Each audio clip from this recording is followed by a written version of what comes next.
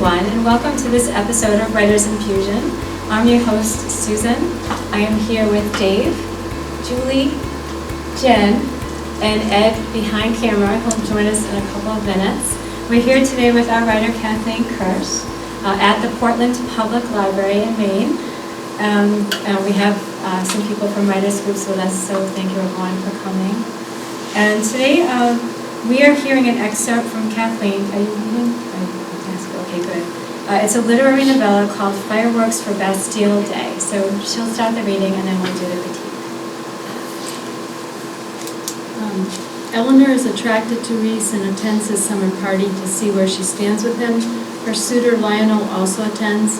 Reese seems charming and well-heeled, but Eleanor doesn't know the trouble he has had in the past. Fireworks for Bastille Day.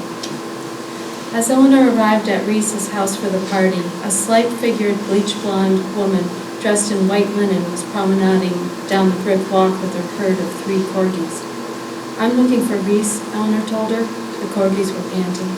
"Aren't we all?" said the woman with a laugh. "Forgive me, I'm his mother. He invited you, did he?" She looked down at Eleanor's white espadrille sandals. Her eyes rose to Eleanor's lemon-rosy sundress. Finally, she beheld the arrangement of auburn curls swept up from Eleanor's neck and fastened with a gold filigree barrette. "Lovely," she said, almost in spite of herself. Eleanor felt like she towered over the woman and tried to shrink herself somehow. "Nice to meet you," Eleanor said, as the woman plucked the corgis out to the street. "Go through the garden gate, have fun." Reese's mother threw a hand in Eleanor's direction to wave goodbye. So that's Carolyn, Eleanor thought, remembering her conversation with Reese. She heard Amy Winehouse singing the blues somewhere in the house and a loud guffaw from some guy.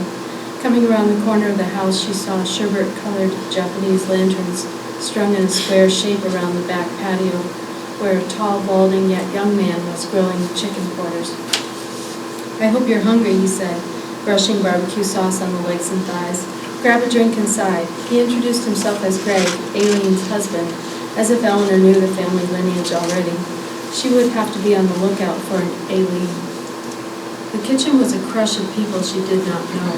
Reese stood near the sink, shaking martinis. His smile broadened at the sight of her, and he shouted her name like a pronouncement and a beckoning. "My lord, you are just poured into that dress," he said when she came closer. Eleanor looked down at her dress to see what he saw, to no avail. Reese laughed. "Margarita or Melantini?" he asked. She chose the cantaloupe martini. "It's my first," she told him, but he was distracted, doing a slight cha-cha with the silver canister for some other girl who admired him from across the breakfast bar. "It's everyone's first. They dared me to make it work." He had been laboring long and hard with a food processor, blender, and juicer trying to strain the pulp. "Next up is honeydew melon, so stick around." Eleanor wanted to kiss him out of pure happiness to see him, but it wasn't clear how demonstrative he wanted to be in front of his other guests. She considered it a date, although she had to share him with what seemed an awful lot of other women, all younger than her 31 years. She didn't even know how old Reese was, perhaps her own age or a little older. On the counter was a light blue flyer with blood red lettering in a French script typeface. It read, "Bastille Day Celebration, La 14 Juillet. Free the writers, steal the guns, run naked through the streets, feasting, dancing, fireworks. 101-220 Crossmark Way, 8 p.m. until question mark." So Reese had sent invitations. Eleanor had received a phone call from him, but not an invitation. She followed the bluesy trail of music through the vacant dining room, which housed a long mahogany table gleaming under a crystal chandelier. It cast shards of glittering light in defiance that no one was dining under it. Eleanor followed the music through the hallway and found the front stairs, also well lit with another chandelier over the handsome second-floor landing, with a window seat that looked over the side entrance of the house. Down the hallway, the music grew stronger as she neared a pair of double doors. Pushing them open, she found a well-lit den where a number of guests had gathered and were taking leave to sit rather than stand in the kitchen where the blender gnashed its blades without notice. On the far window seat were congregated a group of 5 women, 2 of whom had pulled up chairs to talk to the other 3 on the window seat cushion. They were somber, almost grim, and perhaps smug, thought Eleanor. Or perhaps they were mindful of the reason for the party. and were dawning and aloof on the weed, suitable only for the most sophisticated French celebration. Eleanor wanted to avoid them, but the central girl on the cushion lifted her hand to her, as if Eleanor were a maitre d'. "Did Greg invite you?" the young woman asked, with the beginning of a scowl around her lips. She had the same slightness as Reese's mother, although her peaches and cream skin was smoother and her hair was the genuine champagne blonde. "No, Reese did," Eleanor said, pushing those a guest list to keep everyone straight and that a butler had approved her at the door. "You must be Aileen." "Why, how candy of you," Aileen said, reassembling her mouth into a bud of a smile. Eleanor introduced herself, taking Aileen's delicate hand in her own. One of the girls drew up another chair from the huge desk nearby. "We are so bored," confessed Aileen. "Tell us something interesting and save us." She sipped her margarita. "Reese's Melantini is great," Eleanor offered. "It's ridiculous," said Aileen. Her friends twittered in agreement around her. Eleanor saw that they all had salt-rimmed margarita glasses filled to various levels. Just then, Reese came through the door with a tray of margaritas.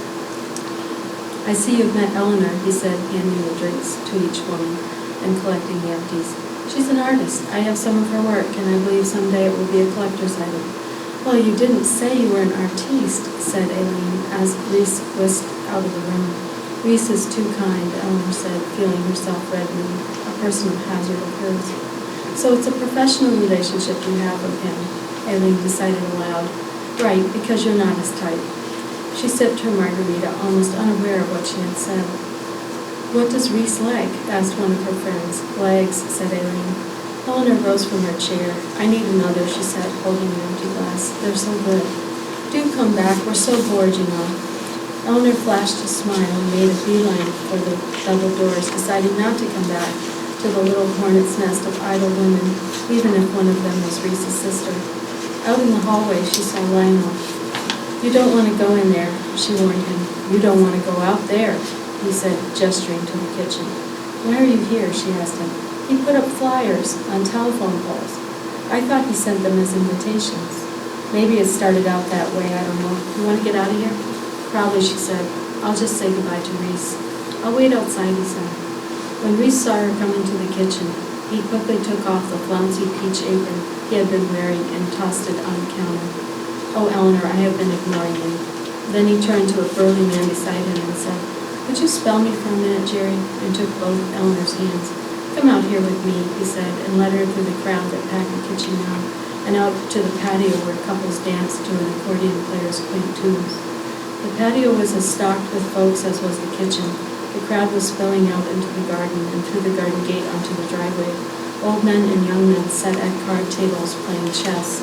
Eleanor recognized them from the bakery in the square. Jerry came out with a tray and served plastic martini cups of pink drinks and plastic goblets of green ones. "Go ahead," Reese yelled to the guests on the driveway. "Open the garage door. They'll know what to do," he said to her as they half-waltzed around the patio. "What?" she asked. "Get out the lawn chairs. Heck, they could even sit in my dad's old caddy if they want," Reese laughed. "Do you like the party?" he asked. Eleanor was quick to say yes. "How do you like my sister?" "She's nice." "She's a pill, but you're too polite to say so," he corrected her. "Her husband is also a pill, but he's a good grill man, so I tolerate them both to be here." Thank you. I'll start. So I like that this is is this all done, by the way? Did you write the whole draft or is it still? I'm working on a couple of more stories, and it's, I'm just wondering how long it will be overall. it's going to be like 10 stories, 10 pages each. Oh, okay. And are they related stories? Yeah. Okay. Oh, because it says it's in the novella, so. Yeah. I know, so I didn't realize. So when I like the setting. I like the idea it's a party. I think that's a great idea for a shorter story. It's contained. And I like that. When I think about, not now because I'm married, or maybe I shouldn't say that because I'm married, but when you think about meeting someone brand new, and you are walking into a party where he or she is going to be, there is a sense of almost breathlessness about you, and excitement, and like you're jumping out of your skin. And I don't feel that with her. This is almost a bit too mechanical. She's walking into a party, she's meeting these people who are kind of stuck up. And we see all that, she's telling us that, but it's more like she gets there, she meets the mother, she walks through the house, she meets the other, she barely talks to Reese. I don't catch any romance between them, at least in that initial scene. He's just saying, here's a drink, and then she leaves, and then she walks around the house some more. And then near the end, you just start to sense that maybe something's going on. But I think you really need to feel her excitement at coming into this party where she can't wait to see this guy. And when she sees him, she feels fluttery and magical, and she's in this pretty dress. So when he says, you look like you were poured into that dress, maybe she can't see it, but she dressed like that. She must know that she at least tried to look good, so she might be thinking, oh, he really did notice that I look nice. So I think that you need to keep that in mind when writing this, because there's so much excitement when you meet a person, and there's so much potential and romance and attraction. And I need to feel that more in here. And maybe that it would change a little bit if it started with when she sees him. You know, you can start off the way you did. I actually like the mother. I know what you're supposed to. I know she's looking her up and down, but she's walking 3 dogs, and she's still busy. She's kind of cool. She looks up and down and goes, lovely. Yeah, I like it. But I don't know, Reese barely pays her any mind. He says she looks good, but then off she goes to the party all by herself. What guy would do that? He'd say, stay with me, or do you want to help me make drinks, or just watch me? And, you know, you'd see more interaction between them right at the start. So that was how I wanted to start. I don't know if anyone wants to comment on that before. Well, when I first started reading this, the first word I saw was literary, and I thought, oh no. Because I usually hate the literary novels or literary short stories, but That's just I read it. I'm sorry. Actually, yeah, Dave. But I like That's this. fiction. I like her. I like Ellen. It seems like she's in a situation that she's unsure about. But she's coming. She's showing up. She's trying to do her best. She's trying to figure out who people are and where she might fit in. So I don't know. I'm drawn into that. I feel sympathy with her, empathy, and I like the description of the atmosphere. I think you could go on for a long time just describing this party, but I'm hoping that there's going to be something more, that happens than just a description of a party and some nice people, some not nice people, and so forth. I like it. I really like some of your language. The kitchen was a crush of people. I love that too. That was I love really that. beautifully worded. And I appreciated the chandelier in the dining room. It cast shards of glittering light in defiance that no one was dining under it. Thought that was beautiful. But I really want to like Reese and Eleanor. I want to know them. And it felt as if this scene was, the story's moving slowly, politely when you criticize.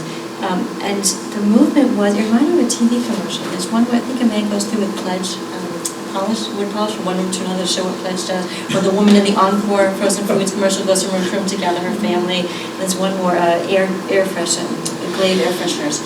And you just go scene to scene to scene. I want her to join in the ennui or be so bothered by this group of gals or argue with them. She's going to the other room to get drinks, but Reese would just come in to serve them on a tray. Why does he not serve her? Or stay in the kitchen with him and help him, or have a conversation once with Lionel. Lionel is her current boyfriend. It says here, quasi-boyfriend, and you had said her suitor, right? You changed the word. But they have no interaction except, how are you invited? How are you invited? I'm going to wait outside. If I were Lionel, I would not be waiting outside. I'm assuming Reese is a really handsome fella, and Eleanor is dressed to the nines, and I would be watching her and holding her hand and showing Reese she belongs to me. It's your story. And part of that too is when she said she wasn't sure how old Reese was, it made me think I didn't have any, and maybe I don't need a background, but maybe somehow woven in here, because we talk about backstory, but somehow woven in here she could be thinking about how they met. She couldn't wait to come, and now she sees him again, like how she knows him. She must have some idea of how old he is. I mean, but just some kind of a background as she's walking around the party about the last time she saw him and what they talked about her. Just something that shows some kind of a bond that was already established a little bit before they see each other. And when we're talking about when those women are saying, oh, you must just have a professional relationship, she might not respond because she feels uncomfortable, but sure, she's thinking something. She made first So as soon as she says, right, because you're not as tight, she sipped her margarita almost aware of what she had said. Well, what's Eleanor thinking? Like, I want to deck her for saying that? Or, these are Reese's friends or his sister, so I like the insert legs, too. Yes. Oh, my God.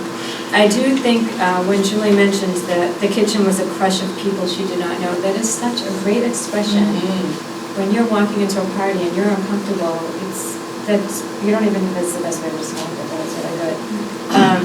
And then the other thing too is when we do learn about Lionel, out in the hallway she saw Lionel, we have no idea who Lionel is, and even when she sees him, it's not established at all. And then she goes outside with Reese, well, poor Lionel. Now she's going outside talking to Lionel. She doesn't even think to herself, oh, I left Lionel and told him I'd be with him. And we know that there's a relationship with quasi-boyfriend Lionel from the summary, but we don't know that reading the story. If I left out that, I wouldn't know that at all.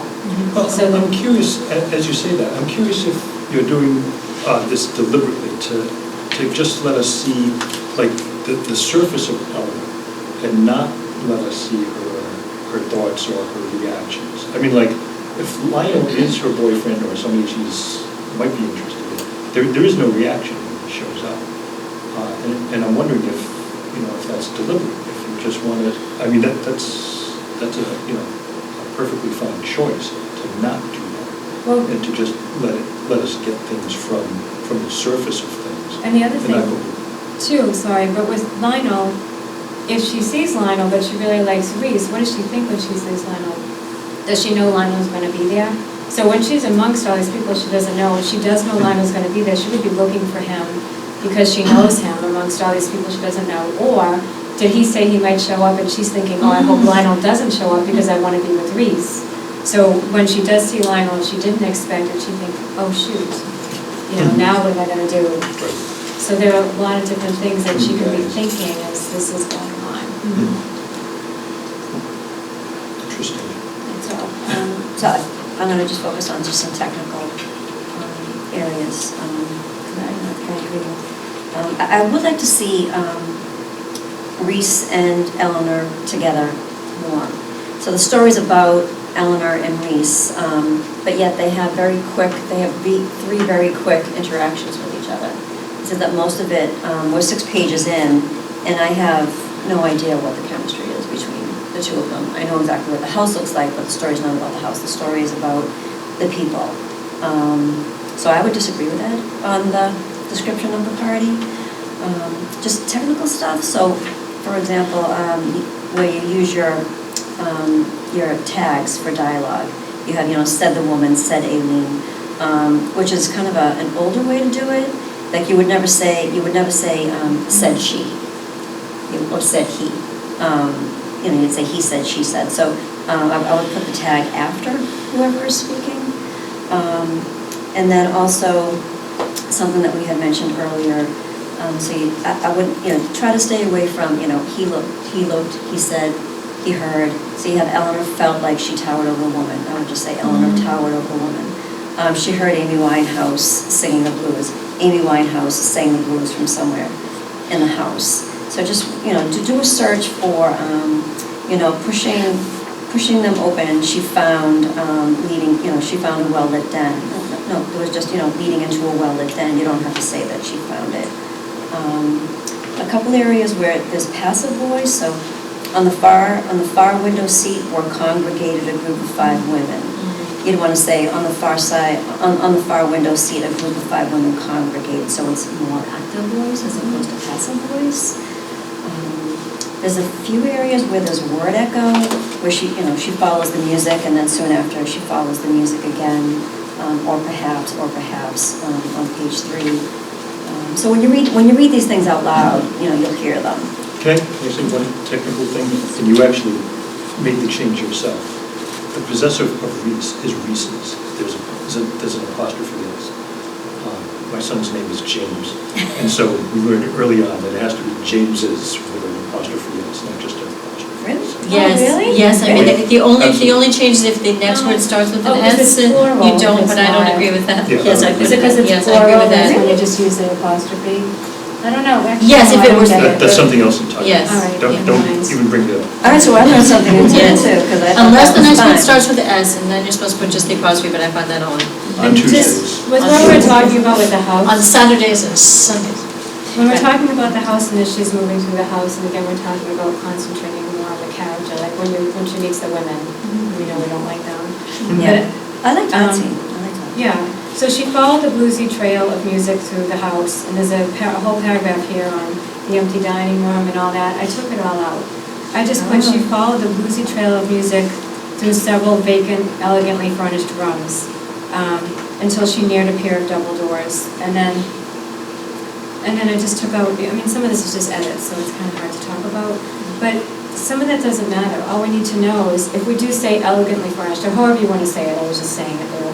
I can already picture that in my head. She's walking through a fancy house with fancy people, and when a room's empty, you can just picture something like that. So it's not necessary in my mind to describe it unless it really affects the scene in that particular room. Otherwise, you're just getting through it. Everyone's been to a fancy house, so you can kind of picture that part.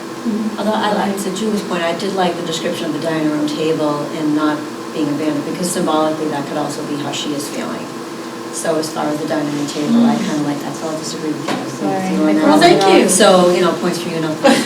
The other thing is, I would use exclamation points sparingly. If you have to use an exclamation point, then your dialogue isn't doing what it's supposed to do. Your dialogue, it should be clear that they're being abrupt or yelling or whatever. So I would use exclamation points more sparingly and ensure that your dialogue makes it clear that the person is either aggravated or yelling, rather than relying on exclamation points. I've been to Right. parties like this, and I've gone to meet these people. And they're singularly repulsive. She is going to the party to see Reese. There's an anticipation there. Reese ignores her for the most part. We're watching her meet other people who are repulsive. Yet I'm getting a handheld camera view of what she's experiencing. There's nothing going on in her head. She's seeing this. This happens, then this happens. It's like a slideshow. We have to, it's an emotional story. Her going there has to have emotions. She has to feel disappointed that Reese didn't turn around or run over us. Not say you're poured into that's a very tasteless comment. You have to go to the ladies, and they're repulsive, and they're looking to her for entertainment. She's got to tell them something interesting. Well, stick it. I'm out of here. And if I were her, Don't you get this anyway? I mean, without... Yes, I do, Without daily. being in this. daily. No, I'm just saying, Don't mention the car, But right? there's nothing, like he's shaking the martini and he's like flirting with another girl. Yes. And there's no reaction. we're Like, yeah, jealous. outraged on her behalf. No, She doesn't that can know very how well she be the feels story. That has to be more that he ignores interiority, her. her response. She has to react to that. Absolutely. She has to say, well, I guess I'm in the wrong place at the wrong time, or something like that. But I'm getting a handheld camera view of her experience in the house. I couldn't care less about the chandelier, to be honest with you. What if it falls on I like the Reese? symbolism. Well, that would be okay. I like the symbolism. The story I is see it not as about a symbol chandelier. of what's happening. If you need a symbol of what's happening, then there's something missing No, I in the think story. symbols can add depth, as Yes, long they as it's can. not overpowering, it's not a whole paragraph See, about the table. I didn't see wasn't a symbol there at all. I saw it Yeah. just as again, decoration in the story. If the house is elegant, there's a pool there, I assume, all kinds of people bring out the daddy's Cadillac. If I were Eleanor, I would count my blessings that I could leave as soon as I got there. Because, and maybe that's your goal in the story, showing her in a very uncomfortable situation. And you've done a wonderful job, but we have to feel her discomfort. Right. And right now it's Yes. missing. Very simple to fix, but you have to give her you have to empower her to have feelings. And right now, she has no feelings at all. She's only reporting what you see. That's right. And I thought your title was clever, love fireworks, your because I title. don't think they're just the fireworks Yeah, on Bastille I Day, love it. but there will be fireworks. Yeah. And so I'm wondering why she's leaving. And Sue said, oh, she's not. Lionel's outside, but she's going to go back into the party. Don't tell us, but you figure out what's going to happen, when and how those fireworks happen, because I think they're going to be emotional Yeah, fireworks. give her a spark. Give her, Yes. give her, Yes. give her some I like life, her. because she's in a perfect place to display her talents. Here are these jerks. She and is. She's and in she that can- dress? Yeah, she's poured into it. I want a picture. Sorry about that. I want a picture. I mean, it depends on what kind of character you want her to be too, you know, whether she's that Yes, she smart seems or- refined, she seems. But however. She can't be dull and be a major character. But it- She's got to have strength. All right, so if you think of some of these examples, one is, she sees Reese, and he doesn't really pay, she says she's pointing to the dress, but that's about, like, what is she thinking when he says that, you know, she blushes, or she's glad, because she really worked hard to look like that. Again, when she meets the sisters and all that, and they make that mean remark about professional, oh, it's a professional relationship, what does she think when she hears that? So all these, and when she, again, like I said, when she sees Lionel, what does she think when she sees Lionel? Oh, shoot, he's here, and I don't want him to be here because I just want to be with Reese, you know, so all these different instances, when a woman looks her up and down, what is she thinking? I'm glad I wore my best, so screw her, I look better than her carrying 3 dogs around. But the mother You know, also so- says, she says, I'm looking for Reese, and the mother's like, oh, it isn't everybody. Like, there's no Yeah, jealousy yeah, there. there too. Like, just the reaction. I love the scene with the mother, I just want more Yeah. reaction from Eleanor. So I'm just trying to point out examples so that, you know what I mean. Yeah, you've got all the elements there. You've got all the chemistry going on there. You just have to give Eleanor some Need strength. fuel, Yeah, fuel for the fire. Empower her to have an emotion. Let her Yes, react. yes. Let her be bitter to those women. I mean, they were just cruel to her. Right. I can't believe that women are that catty to a complete stranger. If there's somebody, maybe Oh my God, welcome to our world. Maybe I don't know. But You that was think just- that's what those she's are- thinking, or that's what you're thinking? That's what I'm thinking. Oh, okay. How rotten can that be? Because I wrote in there, can women really be that catty to a Yes. stranger? Yes, exclamation point, I'm using an exclamation point. Do I get a thumbs up here? Oh, I'm glad I'm on the other side. Because that would evolve into a fist fight in the parking lot. There's something nice about the Y chromosome, that's all I have to say. Do you have any questions for us? We have a couple minutes left. No, I think You're just that's. overwhelmed. Well, I think that's really the heart of it. I think you've done a great job with the. You don't have to be kind to us. Please, No. It's really not Yeah, necessary. we're not nice to each other. With the feedback, because I think I can feel that is the crux of it. And yes, if yeah. Good. Just more interiority from Eleanor. Yes. Right, because I don't write literary, my understanding, which is what Dave and Ed have told me, is that literary means it's character-driven, not plot-driven, right?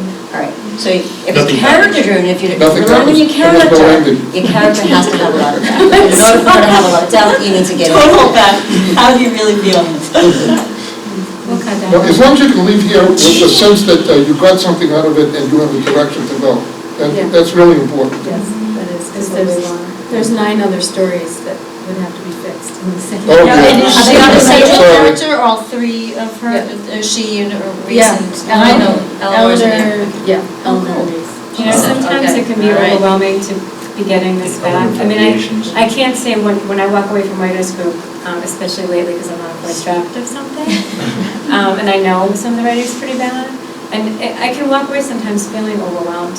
But once I sit down, I'm okay. Once I get started after I sit down, and I start writing it, then I realize, oh, this isn't so bad.